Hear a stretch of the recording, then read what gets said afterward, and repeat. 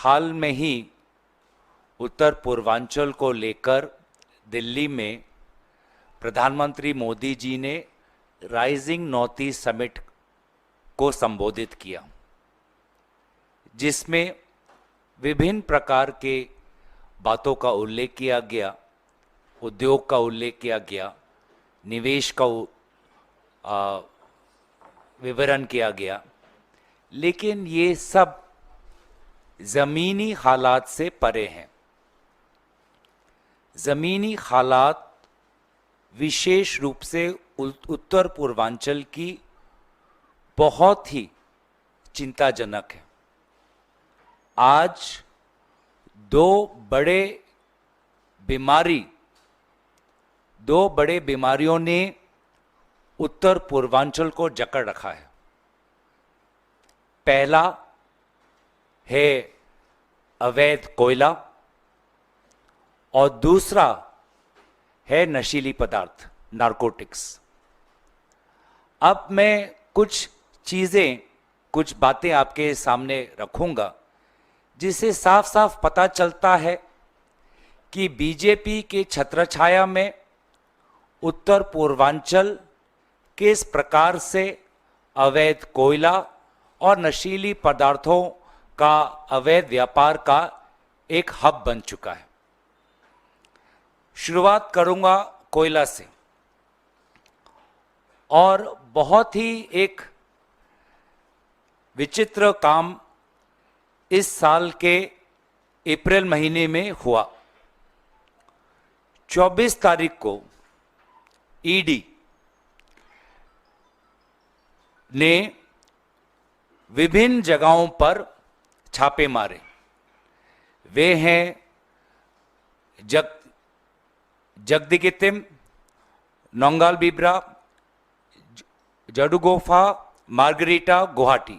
ये स्थान मेघालय और गुवाहाटी में हैं। और ये छापे मारने के बाद उन्होंने मतलब ईडी ने 25 तारीख को एक प्रेस रिलीज जारी की। इस प्रेस रिलीज में किस प्रकार का अवैध कोयला का एक सिंडिकेट नेक्सस मेघालय असम में चल रहा है उसका विवरण ईडी ने किया है। सिंडिकेट शब्द का इस्तेमाल तक उन्होंने किया है। अपने प्रेस रिलीज में उन्होंने कहा कि ED investigation further revealed that a syndicate having persons from Meghalaya and Assam is in charge of ensuring that the trucks containing illegal coal clear the borders of Meghalaya and enter into Assam without any checking, restrictions, where papers were prepared to show this as legally mined coal. The syndicate used to charge rupees 1.27 lakh to rupees 1.5 lakh per truck from the mine owners in the name of commission patronage in cash. The illegal mine coal was stored at depots located at Jogiofa in Assam. In a subsequent para, it further states, it is further revealed that the cash so generated in the process was collected by the syndicate and was being stored at the places of the cash handlers.